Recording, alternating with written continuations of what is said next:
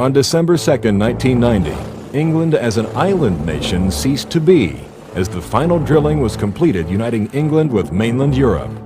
Running under the English Channel, the channel would serve as a railway connection uniting France and England.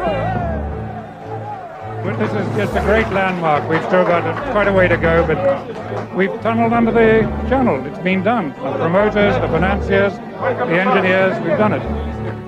In Poland, Lech Wałęsa, chief founder of the independent union Solidarity, was elected as head of state, crushing his opponent Stanislaw Tominski with a massive 74.7% of the popular vote. But the main story shaping 1990 and the coming year originated in a small Middle Eastern kingdom called Kuwait.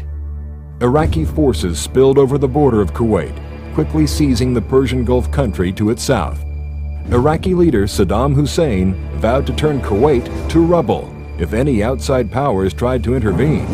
Saddam Hussein became very upset with the Kuwaitis and the Emiris in the United Arab Emirates for producing more than their agreed upon quota of oil. And of course, Iraq attacked Kuwait, went through Kuwait very, very quickly, and stopped on the Saudi border. They had not only threatened Kuwait, but they had threatened the United Arab Emirates. In order to get the United Arab Emirates, you have to go right down the coast, and to do that, you go right through the Saudi oil fields, you go right past Bahrain and the Bahraini oil fields, and if you go all the way down into the United Arab Emirates, you've got them all. So it was important that if we were going to do something militarily, we had to do it right then, because we had to secure the ports along the Gulf. When we went into Desert Shield, which later turned into Desert Storm, when Saddam Hussein invaded Kuwait on the 2nd of August, 1990, the president laid down 4 objectives. Said, I want to eject the Iraq army out of Kuwait. I want to restore the legitimate government of Kuwait. I want to protect the Persian Gulf, and I want to defend Saudi Arabia. Those were the 4 objectives. No one should doubt our staying power or our determination. We're in a new era, one full of promise, but events of the past 2 weeks remind us that there is no substitute for American leadership, and American leadership cannot be effective in the absence of America's strength. In early December of 1990, we had reached a level of force that made it clear that we could defend against any attack that might come south into Saudi Arabia. And I asked the president if at this point he understood the consequences of going further in order to build up a large force that would have the ability to go on the offense. And he did, and he gave us instructions to build that force, keep building.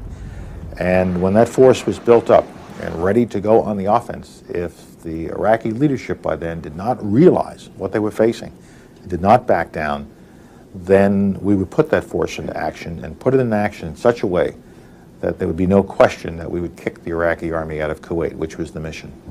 Air and naval blockades were quickly erected to prevent any arms shipments to the hostile power. The UN Security Council called for an immediate withdrawal of Iraqi troops, but Hussein only grew more belligerent, threatening the mother of all wars if the United Nations tried to dislodge his claim on Kuwait.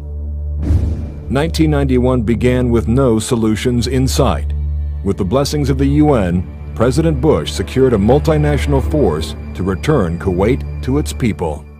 The obvious beginning was on the 17th of January, our time, Riyadh time, okay, at 2 a.m. in the morning, when we went in to destroy the Iraqi Air Defense Command and Control system so that we could then fly our airplanes in and start bombing strategic targets. Journalists were on hand to broadcast the bombing of Baghdad live, allowing the entire world to witness the destructive power of modern weaponry. We really had a strategic bombing campaign that was designed to destroy their ability to fight. And the hope was, of course, that once we launched this strategic bombing campaign, that would, in fact, again bring them to the peace table. It did not. I have therefore directed General Norman Schwarzkopf, in conjunction with coalition forces, to use all forces available, including ground forces, to eject the Iraqi army from Kuwait. From his headquarters in Saudi Arabia, Commander Norman Schwarzkopf led the multinational forces to a decisive victory as the finest in American military technology was thrown at Iraq. The minute we started the ground attack, they started pulling out of Kuwait City, and we accelerated the attack, and on February the 28th, we declared a unilateral ceasefire. Allied losses were minimal, but Iraq sustained 150,000 casualties. Acting on orders from Hussein, retreating Iraqi troops set fire to most of Kuwait's oil wells before surrendering, leaving the skies over the tiny nation black with smoke. It was easy to find Kuwait City. The huge columns of smoke from hundreds of ruptured oil wells led the way like black marker posts to the outskirts of the city. It had long ago been agreed that the honor of liberating the capital would fall to the Saudi and Kuwaiti forces, and to greet them, the people of Kuwait. What started as a military convoy ended in the city center as a victory parade. And this time the gunfire was in celebration.